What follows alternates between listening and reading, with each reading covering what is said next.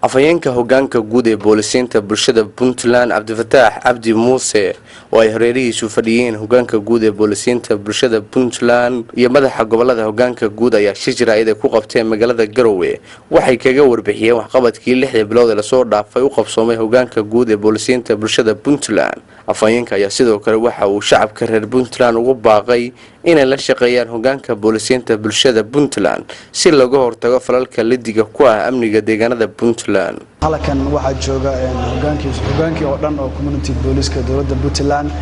geeskayga mid waxa fadhiya hogaankii guud ee community booliska dawladda Puntland madaxa gobolada hoggaanka guud ee community booliska dawladda Puntland iyo aniga afhayeenkii hoggaanka guud ee community booliska dawladda Puntland. halkan waxaan rabnaa inaan kaga hadalno waxqabadkii hoggaanka sanadkii la soo dhaafay iyo sanadka kanba runtii hoggaanka waxa intii sanadkan la soo dhaafay iyo sanadkii horeba waxa uu qabsoomay waxyaalo badan oo ay ka mid yihiin inuu gaaray hoggaanku deegaano badan oo ay ka mid yihiin magaalooyinka Boosaaso, Carmo, Waaciye, Qardho, Dangoroyo, Garowe, Buurtinle, Xarfo, Gaalgacyo degmooyinkaas oo dhan oo hadda si aad iyo aad uga shaqeeyo hoggaankuna wax kale maaha macnihiisu waa isdhexgalka booliska iyo bulshada inaanu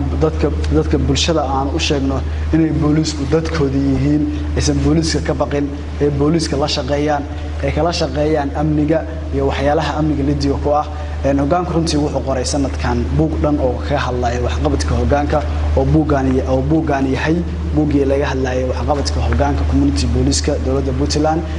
waxaan rabnaa sidoo kale inaan la hadalno u dardaarano dhalinyarada maanta jidda oo runtii waxyaalo badan baa dhaca kufsi baa dhaca dil baa dhaca tacaddi baa dhaca waxyaalo badan bay geystaan waxaas oo dhan waxa geysta waa dhalinyaro runtii u badan 22 jir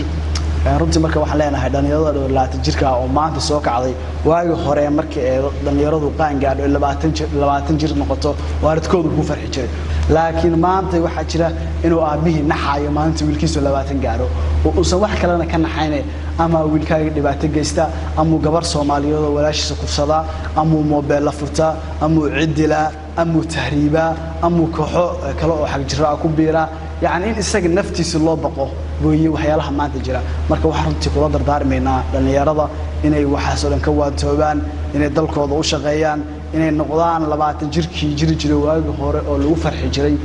وحن قالوا لنا هاي ومدة وشيء إن بوليس كلا شقيه بوليس كوا به دلك بوليسku waa aabihii dalka wuxuu baahan yahay in la shaqeeyo waxyaalo badan laga shaqeeyo meel kasta askari booliis ma joogo meel kastana ma joogo ma taqaanay qof ka tirsan booliiska laakiin shacabka waa waxaan aan wakiilka u nahay inaan shacabka la shaqeeyno oo booliisayno hogaankaygu ka shaqeeyo marka waxa weeyana wax kale ma aha in booliiska la shaqeeyo meel kasta oo booliisku joogo inaad soo qabato ninka amni darro wada inaad booliiska la soo xiriidho inaad u soo sheegto dhibaatada jidha in aad ma taqaanay tiraahdo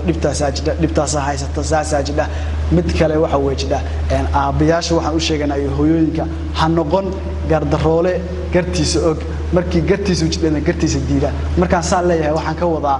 markii gabadhaada la kufsado ama gabadhaada dhibaato loo geysto inaad booliiska u soo caabato oo booliiska tiraahdo gabadheedu baa dhibaato loo geystay markii laakiin wiilkaagu uu kufsado gabar Soomaaliyeed uu dhibaato u geysto inaadan hoosta gashan oo aadan dhihin waxa weeye wiilkaygu weeye ma fahanti la aad ka shaqeyso markasta markii gabadhaada dhibaato loo geystana sida uga shaqeyn lahaa dhibaatada gabadhaada loo geystay cidii geysatay sida cadaaladda loo horkeen lahaa waa in uga shaqeysaa inuu wiilkaagu markuu gabar Soomaaliyeed dhibaato u geysto in isagana cadaaladda loo horkeeno. Shamaaqad Qaadi Jaamac warbaahinta dawladda Puntland Garowe.